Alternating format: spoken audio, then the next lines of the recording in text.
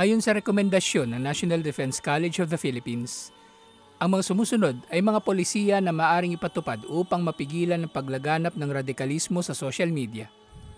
Bilang mga Muslim na may malasakit sa ating kapwa Muslim o kapwa-tao na hindi Muslim na maaring mabibiktima ng terorismo, marapat lamang tayong makiisa sa mga programang ganito.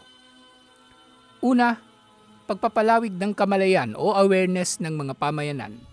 Marapat tayong magpalawig ng kamalayan sa ating mga pamayanan kung paano ang social media ay ginagamit ng mga teroristang grupo para sa pagsusulong ng kanilang mga adhikain.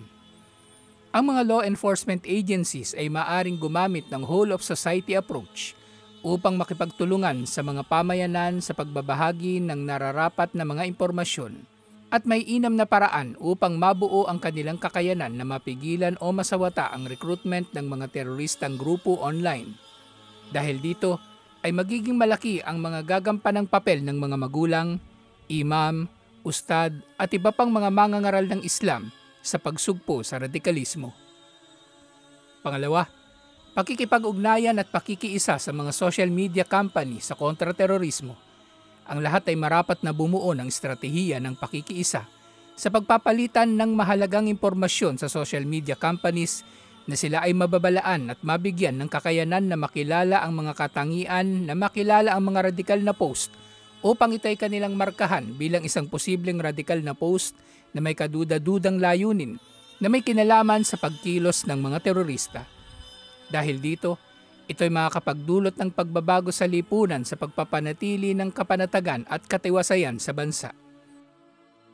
Maaring magkaroon din ng papel dito ang sibilyan sa pamagitan ng pagsusuplong sa mga accounts na nagpapakalat ng radikalismo. Ikatlo, adequate training and advanced technological instruments. Ang gobyerno ay marapat na magpasimuno ng pagbibigay sa law enforcement agencies at intelligence units ng tamang training upang malinang pa ang kanilang mga kakayanan. Gayun din sa pamagitan ng pagbibigay sa kanila ng technological instruments upang mahusay na humarap sa mga banta at hamon ng mga terorista na nasa social media.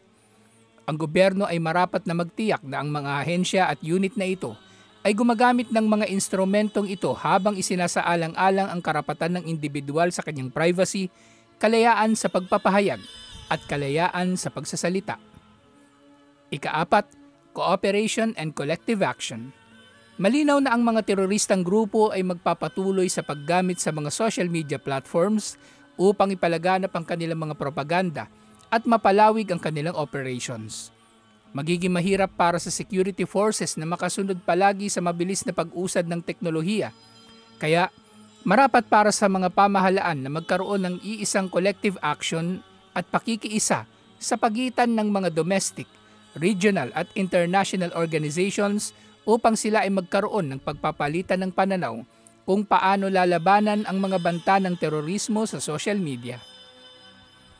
Tulad ng nabanggit sa unang solusyon, ang mga Muslim ay marapat na magkaroon ng pagkukusa sa pagsawata sa radikalismo online sa pamagitan ng pagiging mapagmatyag. Ika-5, enhancement of policies and strategies. Kabilang sa mga rekomendasyon ay ang magkaroon ng mga gobyerno ng review sa kanilang mga umiiral na batas at institutional capacity upang tumugon sa aktibidad ng mga terorista sa social media. Ang 2017 Marawi Siege ay nagpapakita ng kakulangan ng cyber resiliency ng pamahalaan. Dahil sa katotohanan ito, ang pamahalaan ay marapat na bumuo ng isang mas malinaw na estratehiya para sa Cybercrime Prevention Act of 2012 at sa National Action Plan for Countering Violent Extremists upang maharap ang hindi mapipigilang mga hamon ng terorismo sa social media. Malinaw na ang mga teroristang grupo ay nagtaguyod ng kanilang virtual center of operations sa mga social media platforms upang maipatupad ang mahalagang gawain sa pagtupad sa kanilang mga layunin. Ang social media ay naging isang mahalagang kagamitan upang makipag-ugnayan at upang maipatupad ang mga gawaing terorismo na dahil dito ay mas lumalawig ang epekto ng kanilang mga pagkilos na sinasalamin ng mas marami nilang mga pagsalakay sa buong mundo. Marapat sa lahat na pagyamanin pa ang kanilang mga kakayanan, maging ito man ay strategic o technological, sa pagharap sa terorismo sa social media.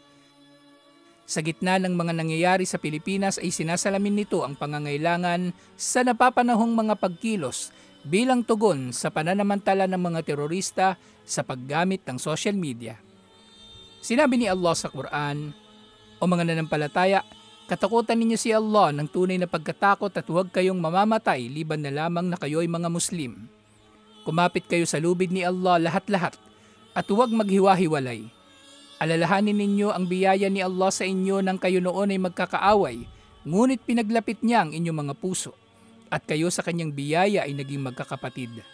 Kayo ay nasa bingit na ng hukay sa impyerno at iniligtas niya kayo mula rito. Ganito nililinaw ni Allah para sa inyo ang kanyang mga talata upang kayo nawa ay magabayan.